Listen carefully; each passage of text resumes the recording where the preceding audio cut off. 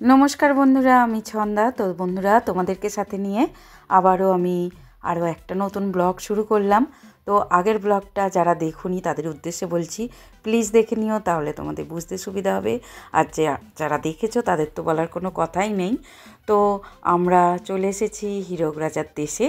আর এই হচ্ছে সেই হীরক রাজার দেশ।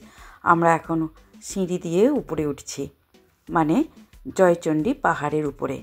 তো বন্ধুরা, একদিনের ছোটোখাটো ট্যুর হিসাবে তোমরা এই জয়চণ্ডী পাহাড়কে তোমাদের তালিকায় রাখতেই পারো। খুব বেশি দূরে নয়। হাওড়া থেকে তোমরা ট্রেন চেপে চলে আসবে আসানসোল, সেখান থেকে ট্রেন চেঞ্জ করে চলে আসবে জয়চণ্ডী পাহাড় জংশনে। সেখান থেকে রানিং অটো টোটো নিয়ে মাত্র 15 মিনিট সময়ের মধ্যেই পৌঁছে যাবে জয়চণ্ডী পাহাড়। এখানে কিন্তু পাহাড়ের এখন শীতকালে এখানে কদিনের জন্য মেলা বসেছে। তো সব সময় কিন্তু অন্য সময় এখানে দোকানপাট আছে, খাওয়া দাওয়ার কোনো অসুবিধা হবে না। এমনকি তোমরা ভাত মানে দুপুরের লাঞ্চ হিসাবে ভাতও পেয়ে যাবে। আর তেমন খুব একটা যে উঁচু কষ্ট হবে উঠতে, তোমরা সকলে মিলে সপরিবারে আসলে একটু থেমে থেমে উঠতেই পারো। আর যারা ইয়ং আছো, কিছু কষ্ট মনে করবে না, তারা কিন্তু এক চান্সে উঠে পড়তে পারবে। তো 480টা টোটাল সিঁড়ি আছে। তো আরামসে সকলে মিলে মজা করতে করতে উঠে পড়া যাবে, কোনো অসুবিধা নেই। আর উপরে উঠেও কিন্তু অনেক ছোটোখাটো দোকান নিয়ে অনেকে বসেছে। ছোটোখাটো টুকটাক জলের বোতল, তারপরে পেয়ারা মাখা, আরও নানা রকম জিনিস অন্য সময় এলেও কিন্তু তোমরা সেটা পেয়ে যাবে। আর শীতকালে তো অবশ্যই, যেহেতু আমরা একদম সন্ধ্যাকালীন মুখে এসেছি, তো তখন সেগুলো আর পাওয়া যাচ্ছিল না, কারণ সন্ধ্যাবেলায় এখানে আর কোনো আলোর ব্যবস্থা থাকে না। তাই বন্ধুরা, একটুখানি তোমাদেরকে অ্যাডজাস্ট করতে হবে। পাহাড়ের কোলে এখন কিন্তু সূর্য অস্ত চলে গেছে। একটু যে সূর্যের যে কিরণটা সেটাই ছড়িয়ে ছিটিয়ে রয়েছে, একটু পরে একদমই অন্ধকার হয়ে যাবে। তাই আমরা পাহাড়ে উঠেই আগে একটু চেষ্টা করছি ছবি তুলে নেওয়ার, যাতে স্মৃতির খাতায় আমরা এগুলো রেখে দিতে পারি। সেই জন্যই আগে যে যেমন পারছি মনের সুখে আর কি ছবি তুলে নিচ্ছি। তারপরেই তোমাদের সাথে ভিউটা শেয়ার করব। আর এখানে আছে দুটি মন্দির, এক হচ্ছে বজরংবলী বাবার মন্দির, দুই হচ্ছে মা চণ্ডীর মন্দির। সেগুলো তোমাদেরকে দর্শন করাবো। তো বন্ধুরা, উপরে উঠে না মনেই হবে না কষ্টের কথা। যাদের একটু কষ্ট হয় উঠতে, এত সুন্দর উপরে হাওয়া দিচ্ছে যে প্রাণ জুড়িয়ে যাবে, ক্লান্তি একটুও লাগবে না। যতটা ক্লান্তি লাগবে ততটা ক্লান্তি কিন্তু আবার আরামসে কেটেও যাবে। আর উপরে সমস্ত কিছু একই সঙ্গে, যেমন সুন্দর ভিউ একসঙ্গে, মানে অনেক ছবি তোলার জন্য পারফেক্ট, তেমনই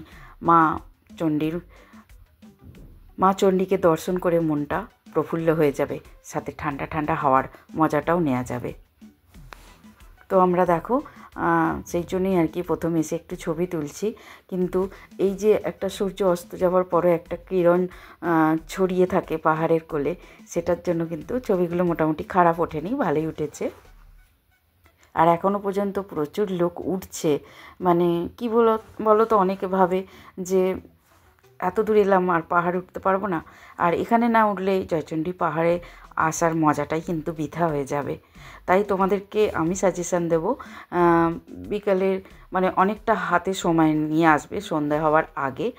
আর শীতকালে এলে দুপুরের দিকে তো অবশ্যই আসতে পারো, কারণ কষ্ট হবে না। আর যারা গ্রীষ্মকালে আসবে তাদেরকে বলবো সকালের দিকে এসো, কারণ পাহাড়ের উপর উঠে আবার একটু হলেও সিঁড়ি চড়তে কষ্ট হবে, কিন্তু উপরে উঠে পড়লে কিন্তু হাওয়া আছে। তো যাই হোক, তোমাদেরকে ভিউটা একটুখানি দেখিয়ে দিই। দিনের আলোয় কিন্তু একেবারেই অন্য রকম লাগে। তো যাই হোক, আমরা সন্ধ্যাকালীন মুহূর্তে এসেছি। দূরে দেখো টিমটিম করে আলো জ্বলছে, টিমটিম করে নয়, ওটা অনেক দূর থেকে আমরা দেখছি বলে তো শহরটা আলোয় সেজে উঠেছে, সেটাই আর কি টিমটিম আলোর মতোই লাগছে, যেন জোনাকি চলছে এরকম। তো সব কিছুরই দুটো দিক থাকে। দিনের বেলা কিন্তু দিনের বেলার মতো সৌন্দর্য থাকে, আর রাত্রিবেলাও কিন্তু সৌন্দর্যটাও একটা আলাদা লেভেলেরই থাকে। কিন্তু পাহাড়ে যেহেতু সন্ধ্যাবেলায় আর ওঠার আইন নেই, বা সন্ধ্যাবেলায় কোনো আলোর ব্যবস্থা নেই, তাই এটা একটু রিস্ক হয়ে যায়, সেই জন্যই আর কি অ্যালাউ করে না। তো যাই হোক, এই নিয়ে হচ্ছেন মা চণ্ডী। এখানে যে পুরোহিত ঠাকুরকে তোমরা দেখছো বন্ধুরা, ইনি তো রোজ এখানে ওঠেন মায়ের পুজোর জন্য। তো সত্যি কথা বলতে কি, আমার তো মনে হয় ভগবানের আশীর্বাদ আছে, তাই তিনি এটা করতে পারেন।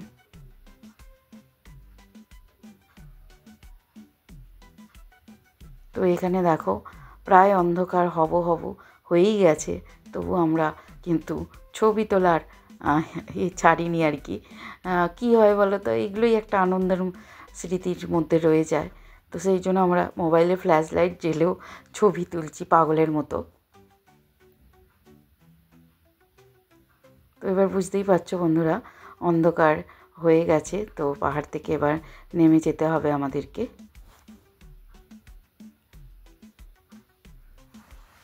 তো বন্ধুরা, সপরিবারে আসার জন্য কিন্তু একদিনের একটা ছোটোখাটো ট্যুর হিসাবে এখানে আসা যেতেই পারে।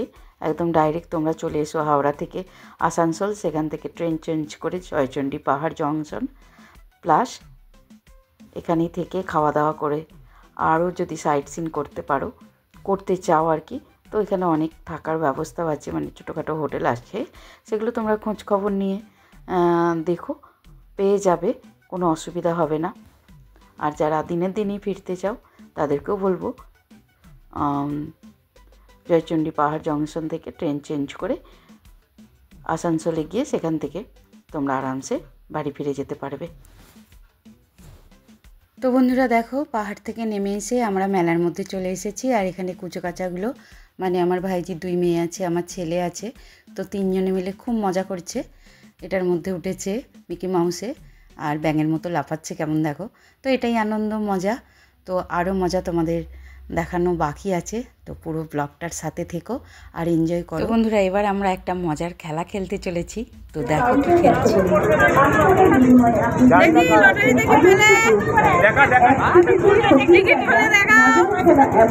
সবাই টিকিট কেটেছে, কি লোক, সব ভাগ্য জিরো। মাসিকে দেখাও, জিরোটা দেখাও, সবার জিরো।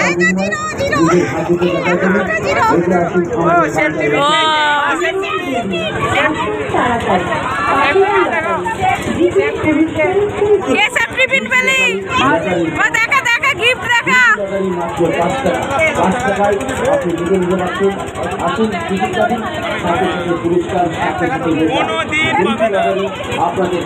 দূরে যা, দূরে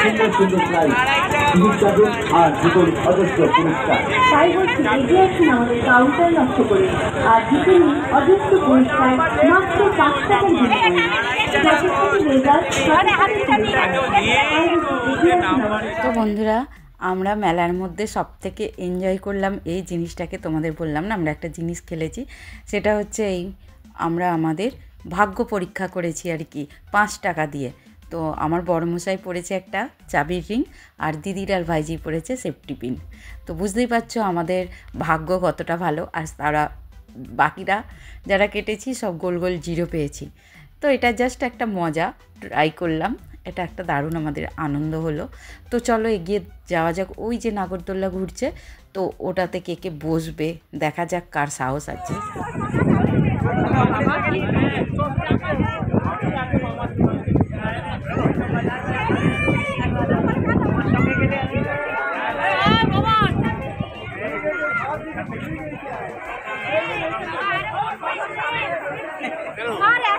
আমি ওটা জীবনে চাপিনি, না পারবো হয়তো ডেয়ারিং করে, কিন্তু হয়ে যাবে শরীরে কারণ না। আমি সব কিছুতে ভয় পাই আগে, কিন্তু আবার সেটাকে এনজয় করে ফেলি।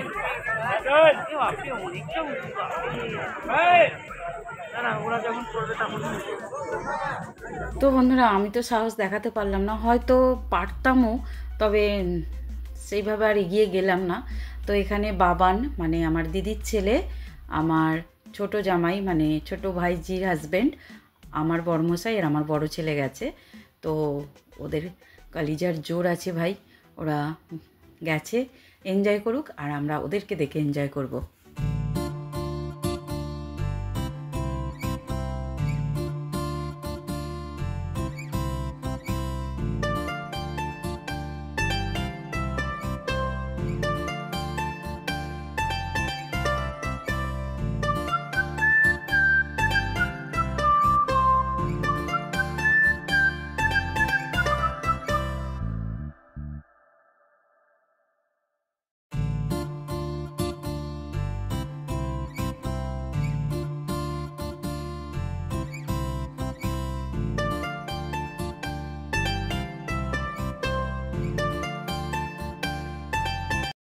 তো বন্ধুরা দেখো আমরা মেলা এনজয় করে একদম গাড়ির কাছে চলে এসেছি। একদম দেখতে পাচ্ছ পাহাড়ের কোল ঘিরে অন্ধকার রয়েছে, ঘুটঘুটে অন্ধকার, টিম টিম করে দু এক জায়গায় লাইট জ্বলছে। তো চলো আমরা যত তাড়াতাড়ি এখান থেকে বেরোনো যায় চেষ্টা করছি। তো লোকালয়ে পৌঁছে গেলে মোটামুটি নিশ্চিন্ত। তো এখানটায় আস্তে আস্তে অনেকটাই নিরিবিলি হয়ে গেছে, কারণ পুলিশ এসে গিয়েছিল, কারণ 6টার মধ্যে বন্ধ করার কথা ছিল। যেহেতু মেলায় টুকটাক লোকজন ছিল বলে মেলার যারা মেলায় আছে আর কি, পসরা সাজিয়ে বসে আছে, তারাও তো দুটো টাকার জন্য অপেক্ষা করে। তো সেই জন্য তারা ওঠায়নি মেলাটাকে। তো পুলিশ এসে চিৎকার করছিল, আর জেনারেটরও ওরা বন্ধ করে দিচ্ছিল। তো খুব রেগে যাচ্ছিল, সেই জন্য আর কি আমরাও তাড়াতাড়ি করে মেলা থেকে বেরিয়ে পড়লাম।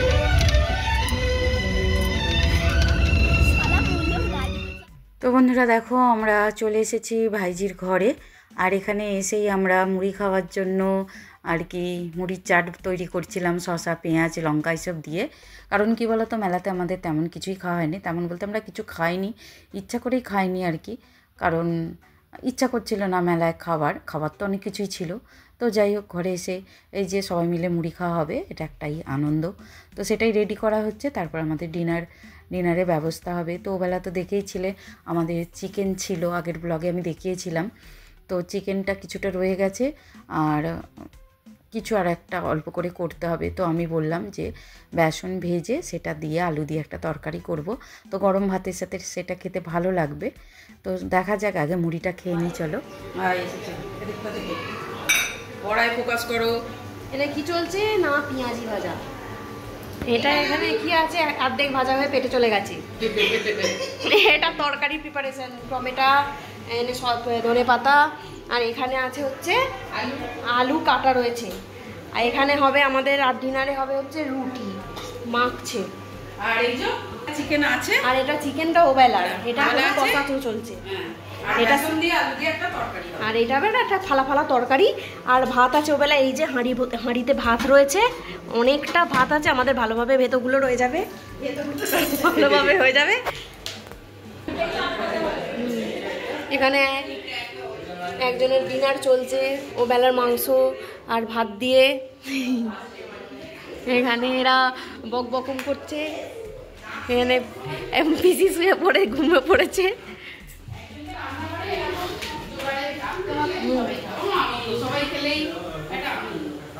এটা হচ্ছে মিস্টার বাঘ। তো বন্ধুরা সব কিছু বকবকম শেষ করে আমরা ডিনারের পর্যায়ে চলে এসেছি। দেখো অলরেডি বসে পড়েছে ডিনার করতে। আগে ছেলেরা খেয়ে নেবে, তারপর আমরা বসবো প্রতিদিনের মতোই।